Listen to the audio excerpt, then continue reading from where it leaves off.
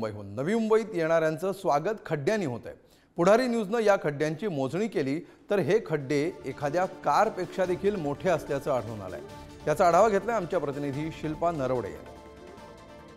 मुंबईच्या प्रवेशद्वारावरच खड्ड्यांची चाळण झालेली पाहायला मिळत आहे। वाहन चालकांचं स्वागत हे खड्ड्यातून होत आहे आणि आपण पुढारीच्या माध्यमातून या खड्ड्याची लांबी मोजत आहोत। या खड्ड्याची लांबी 9 फूट आपल्याला पाहायला मिळत आहे।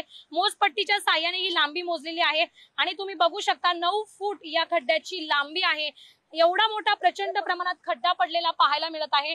आपण आता रुंदी देखील या खड्ड्याची मोजणार आहोत। या खड्ड्याची रुंदी किती आहे आपण हे पाहूया। मोजपट्टीच्या साहाय्याने आपण रुंदी या खड्ड्याची पाहत आहोत। प्रचंड मोठ्या प्रमाणात खोल हा खड्डा आहे आणि यातून नागरिकांना वाहन चालकांना प्रवास करावा लागत आहे। अगदी 12-13 फूट या खड्ड्याची लांबी आपल्याला पाहायला मिळत आहे। तुम्ही बघू शकता 13 फूट या खड्ड्याची लांबी आहे। मोजपट्टीच्या साहाय्याने आपण पुढारी न्यूजच्या माध्यमातून या खड्ड्याची लांबी आणि रुंदी मोजलेली आहे। प्रचंड प्रमाणात हा खड्डा आहे। खाली किती खड्डा खोल आहे हे देखील आपण या मोजपट्टीच्या साहाय्याने मोजूया। किती इंच हा खड्डा आहे हे आपण बघूया। प्रचंड प्रमाणात हा खोल खड्डा आहे।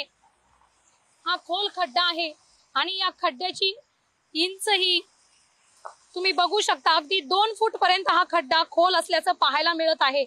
2 फूट खड्डा हा खोल आहे आणि या खड्ड्यातून नागरिकांना प्रवास करत असताना नाहक त्रास होत आहे। अनेक नागरिकांचे कंबरडे मोडलेले पाहायला मिळत आहे। तुम्ही बघू शकता 2 फूट खोल हा खड्डा आहे आणि या खड्ड्यातून प्रवास करत असताना नागरिकांना किती त्रास होत असेल हे तुम्ही बघू शकता। अनेक नागरिकांनी व्यथा देखील इथे व्यक्त केलेल्या आहेत।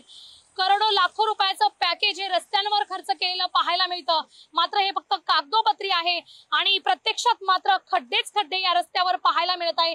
खड्ड्यांचं प्रदर्शन इथे झालेलं आहे आणि अनेक वाहन चालक असतील, बाईक स्वार असतील, जे इथून प्रवास करतात त्यांना फक्त खड्ड्यांचा प्रवास आहे आणि या खड्ड्यांतून प्रवास करत असताना नाहक त्रास होत आहे। त्यांचं कंबरडं मोडलं जात असलेलं पाहायला मिळत आहे।